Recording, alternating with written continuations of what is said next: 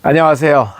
여기는 이제 제 개인 스튜디오입니다. 한때는 이 스튜디오에서 참 많은 영어 작품을 교재를 만들어내곤 했었는데 지금은 이제 추억의 공간이 되고 말았습니다. 장난감이자 저의 생계를 유지해준 아주 귀여운 친구입니다. 오늘은요, 제가 요즘에 많은 예비 학부모님들 또 우리 재학생 학부모님들을 이제 전국을 이렇게 다니면서 만나고 있잖아요. 그래서 전해들은 이야기를 여러분과 함께 공유해 보고자 합니다.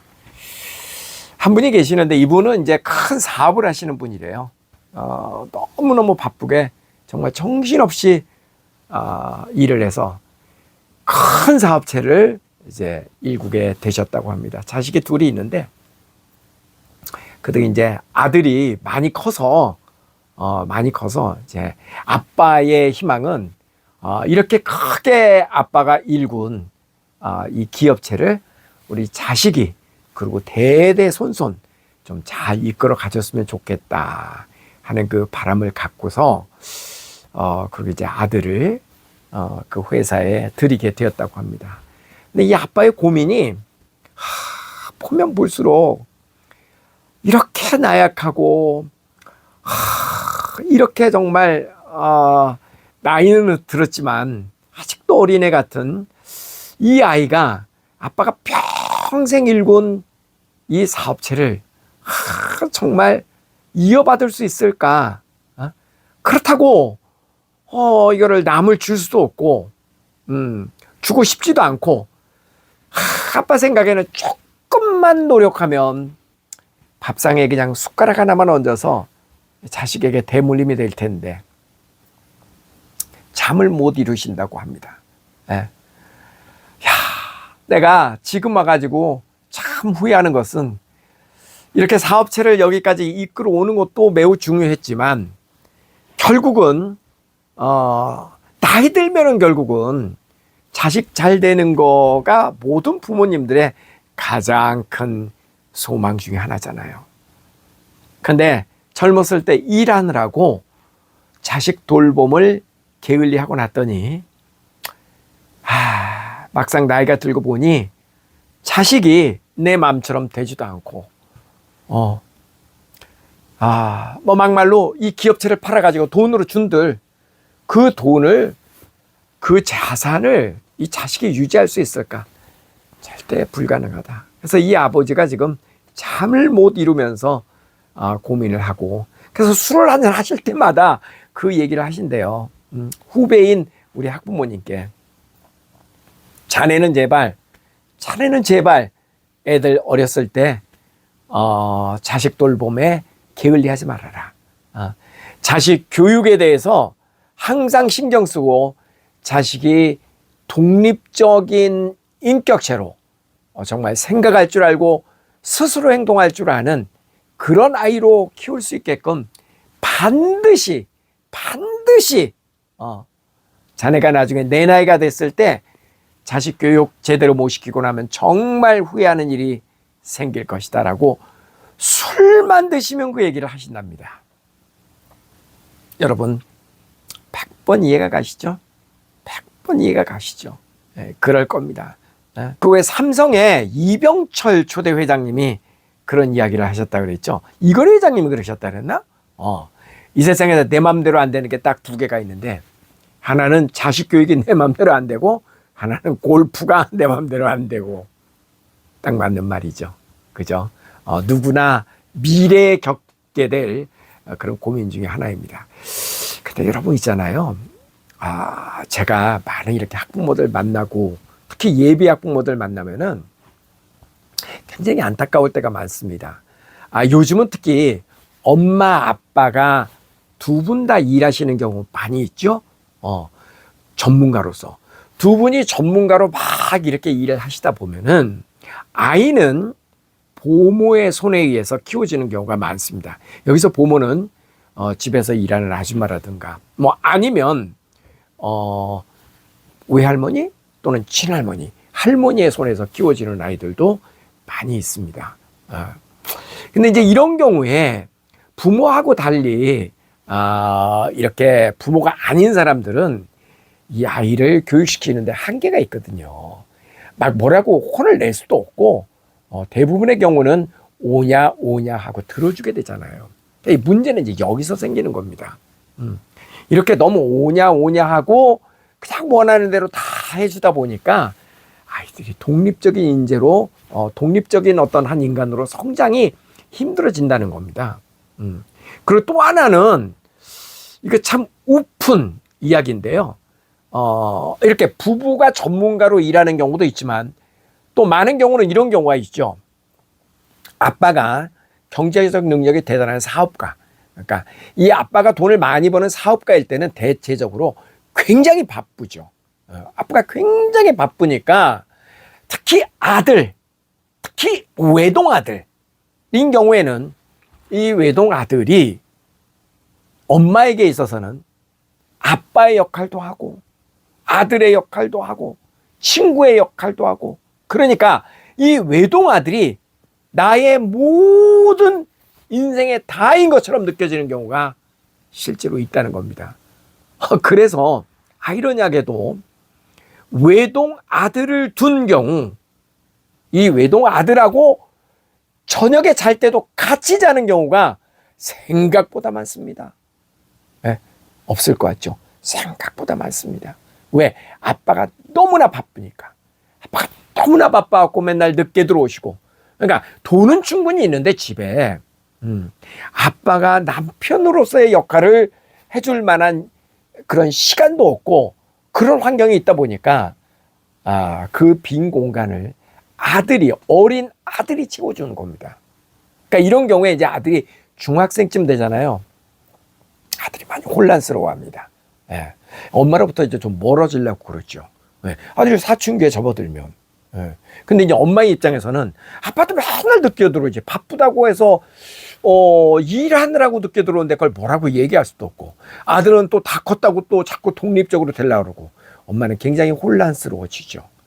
그래서 그런 거를 예상한 엄마들이 또 의외로 그래도 아이가 내 품에 있을 때 최대한 이 아들하고의 스킨십, 아들하고의 시간을 즐기자. 그래서 아들을 떼어놓는 것을 너무너무 힘들어하고 말도 안 되라고 생각을 하시는 그런 엄마들이 생각보다 많습니다. 의외로 외동 딸인 경우에는 차라리 떼어놓는 게 외동 아들보다는 조금 더 쉽습니다. 안 그럴 것 같죠? 어떻게 생각하면 딸이니까 더 떼어놓기가 힘들 것 같죠?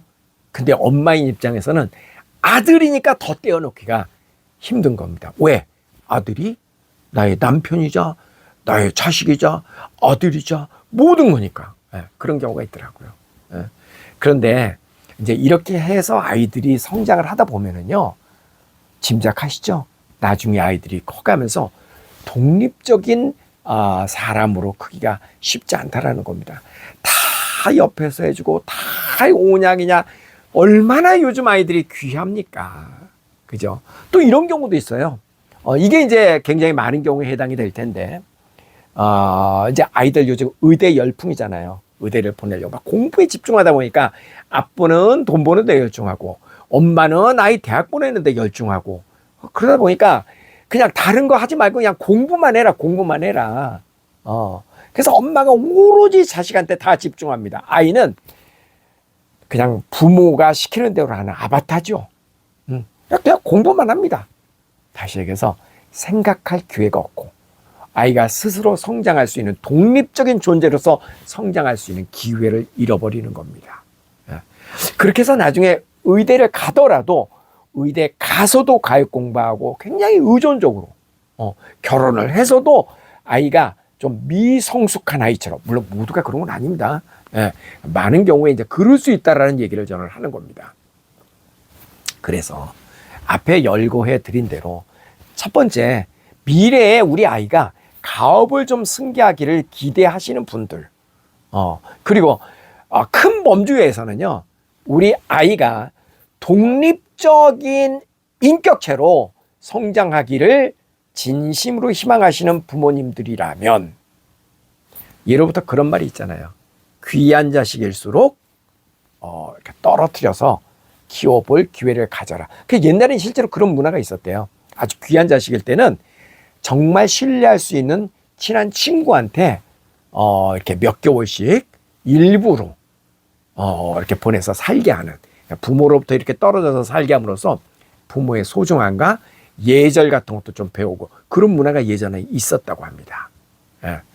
근데 요즘 모두가 이제 그런 얘기 하잖아요. OSS에 이렇게 보내보고 나니까 아이가 가족의 소중함도 알고, 그 다음에 또 뭐 독립심도 커지고, 또 자신감도 커지고, 뭐 그런 거. 예.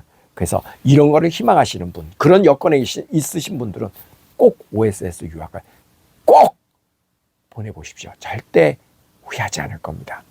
근데 사실 그 중요한 거, 아이를 이렇게 한번 떨어뜨려 보내는 게 굉장히 중요하다는 건 알고 있지만, 그게 실천으로 옮기기 어려운 가장 큰 이유는 뭡니까? 그렇죠. 안전이죠. 신체적 안전, 그 다음에 더 중요한 거, 정서적 안전. 그 두 개잖아요.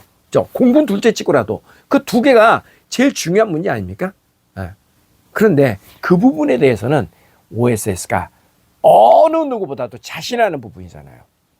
신체적 안전을 위해서 먹는 거 충분히 한참 성장기에 있는 아이에게 먹는 문제 해결해 주고 있고, 그 다음에 두 번째, 정서적 안전을 위해서 늘 부모님들하고 소통하고 아이들하고 소통하고, 그래서 아이들의 표정을 보면 여러분 아실 수 있잖아요.